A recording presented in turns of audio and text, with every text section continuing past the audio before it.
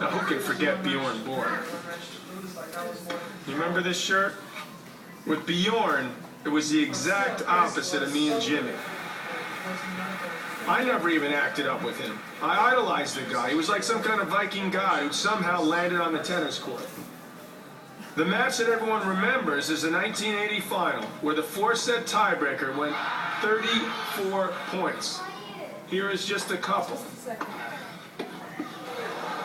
The irony is, because of this tiebreak, people usually think I won the match, even though I lost it in the final set. Maybe my dad thought I won too. This sad passing shot gave Borg his 5th straight Wimbledon title. The next year, however, I got the rematch I wanted so badly, and this time I beat him. It is impossible to describe what winning my first Wimbledon felt like. I'm not even sure I can even tell you now. It was everything I'd ever dreamed of. But I'll tell you this. The second I picked up the trophy, I knew I wanted to win it again. So I think that's the pressure I was feeling. White ball. I had gotten the Wimbledon bug. Big time.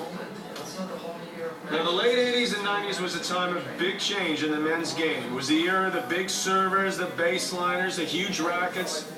I'm not taking anything away from the big hitters and servers. And there's no doubt that this guy was one of the best servers ever. At only 17, Boris Becker was the youngest player ever to win the men's Wimbledon championships. Huge in every respect. A physical phenomenon with a personality to match. Andre Agassi was another big hitter. Like me, he saw the ball early. But unlike me, was capable of delivering massive ground strokes. He became the men's champion in '92 against Goran Ivanisevic, ending a sweet late comeback run from yours truly in the semis. On our way off the court, I had to remind him to bow to the royal box. Imagine the irony of that. In my final Wimbledon singles match, I was teaching manners to the next generation. And if one thing defined the next generation, it was the service game. Patrick Rafter there, but it was Pistol Pete Sampras, probably the biggest and most consistent server in the last 25 years, who on his day, which was more often than not, was just about unstoppable. His monster serve was the weapon that brought him to an unbelievable 7 Wimbledon singles finals victories. It's the shot that continues to define the men's game.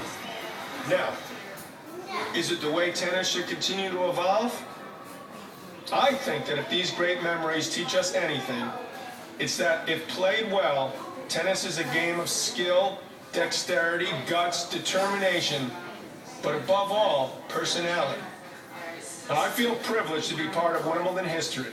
Long may it reign. Oh, and by the way, that ball was on the line.